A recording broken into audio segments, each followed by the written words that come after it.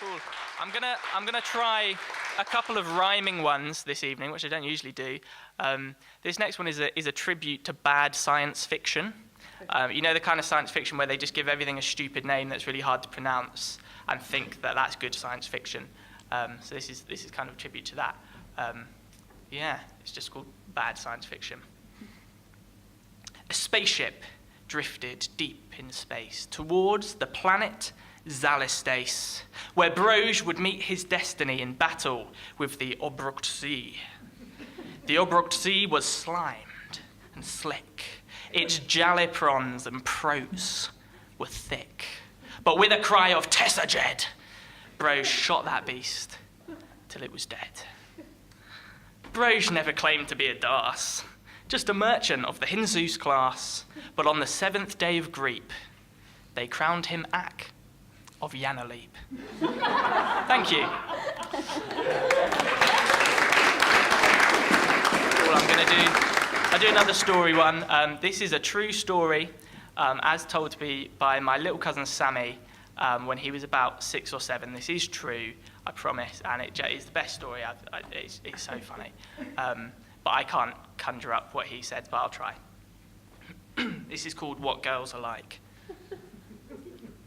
I eagerly sat and listened to my little cousin Sammy as he began to relate the single greatest story I have ever heard.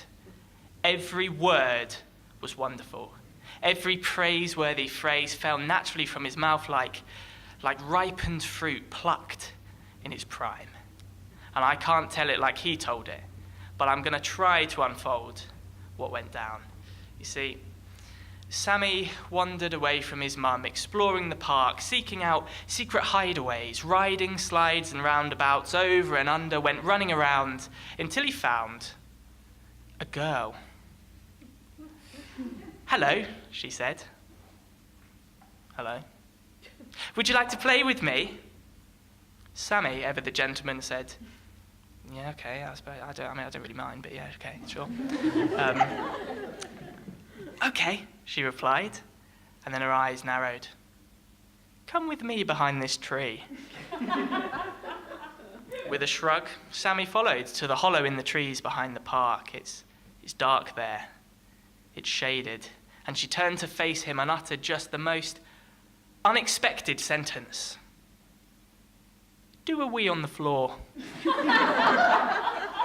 Now, Sammy's no fool, not now, nor was he then. He told me, "Ben, I wasn't too sure about weeing on the floor. I wasn't too sure what she would do, so I said, 'First you.'" And the girl was all too happy to comply, but she went a little further than Sammy thought was right. You see, she weed, there's no doubt about that, but the delicate tinkle of her wee sprinkling on the tarmac flat was followed by a splat, as a great brown pat matted the fallen leaves between them.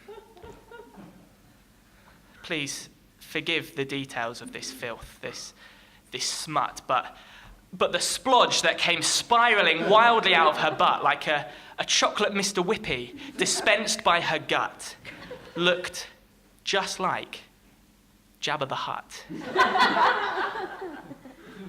"Your turn," she said, resolutely maintaining eye contact, barely giving him time to acknowledge the ever-softening puddle of post-oat porridge before him. Sammy considered for a second, but the beckon of a wandering mum coming drifting from the park held him back. Could he do it? Was there time? Was there even anything that he could add to this sublime, chewed, stewed, and followed through slime, slipping into the soil between them? He made up his mind and replied kindly, "No thanks." And through tears, I asked Sammy, I begged him for an answer. I said, "Didn't you think that was crazy? Didn't you think that was strange? Didn't that girl seem completely deranged?" And Sammy thought before answering with words that I will still be turning over in the grave, words that haunt me day and night. He said, "Nah, you know what girls are like." True story, I promise.